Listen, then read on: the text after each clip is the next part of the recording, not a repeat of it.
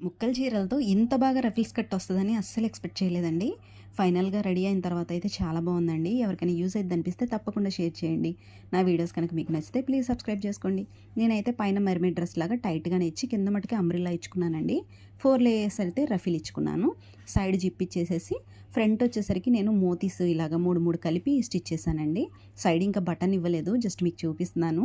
2 saris first తీసుకున్నానండి. అయితే 2 శారీస్ తీసుకుంటే నాకు ఓణీకి రఫిల్స్ రాలేదు. అందుకని చెప్పి ఇంకో శారీ తెప్పించాను. ఇది స్పేస్ సిల్క్ క్రష్డ్ అండి. మనం తానుల్లో తీసుకోవాలంటే మీటర్ వచ్చేసరికి 250-300 దాకా ఉంది. అదే కనుక మీరు ముక్కల చీరలో తీసుకుంటే ముక్కల చీర ఒక చీర నాకు 300 పడింది. అంటే నాకు మొత్తం 3 చీరలు కలిపి 900 పడిందండి.